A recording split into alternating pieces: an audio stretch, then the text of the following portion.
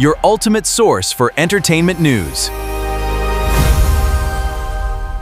Welcome to LMTV PH.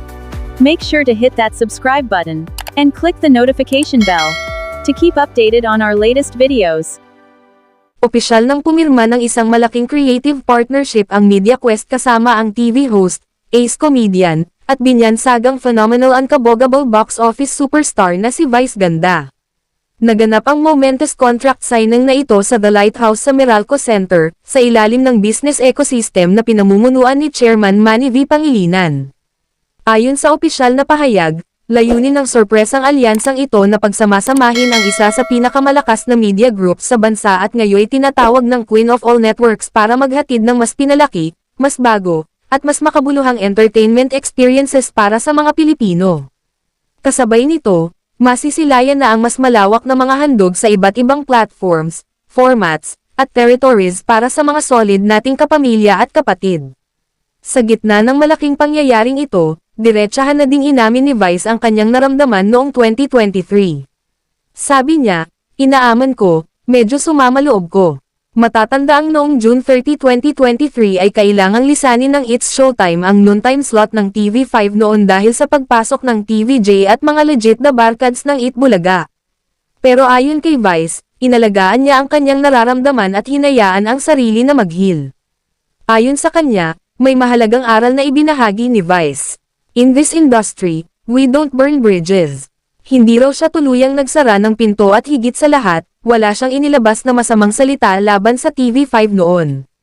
At para sa mga nagtatanong kung may kinalaman ba rito ang TVJ o Tito, Vic, and Joey, nilinaw na ni Vice na wala silang kinalaman sa naging emosyon niya noon.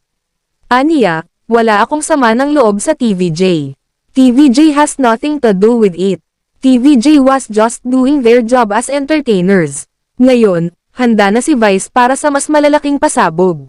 Sa kanyang panayam sa Frontline Pilipinas, nagbigay siya ng teaser, "Hindi lang basta shows ang aasahan natin kundi mga game shows at reality programs na iba sa nakasanayan nating panoorin sa kanya." Mula sa dating heartbreak, ngayon ay tinagurian na siyang Queen of All Networks, dahil sa matinding suporta ng MediaQuest. Mukhang ito na ang simula ng mas matindi pang entertainment era para sa ating lahat. Ngayon, may nagtanong sa comment section ng aming Facebook page at umiiyak, "Akala ko ba sa GMA na si Vice?" Ganito kasi ang paliwanag dyan. Unang-una po never pumirma ng kontrata si Vice sa GMA7. Sa ABS-CBN pa rin ang puso niya at doon siya pumirma ng kontrata as kapamilya artist. Damay lang GMA7 doon dahil may kalab ang ABS sa kanila ngayon via Showtime and GGV. Now, ang pinirmahan naman niya sa TV5 is a creative partnership which is apart from her current projects with ABS-CBN. Kumbaga may gagawin siyang ibang project sa ilalim ng TV5, ibang content hindi Showtime, hindi rin Everybody Sing kundi exclusive show na para lang sa kapatid network.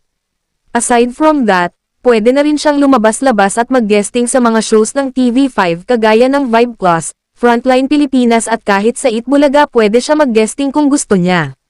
Sana maging malinaw ang ating paliwanag tungkol sa topic na ito. At hanggang dito na lamang ang ating update for today. Don't forget to check out our previous videos and if you like this video, please like, comment and share. Maraming salamat sa inyong suporta at pagsubaybay.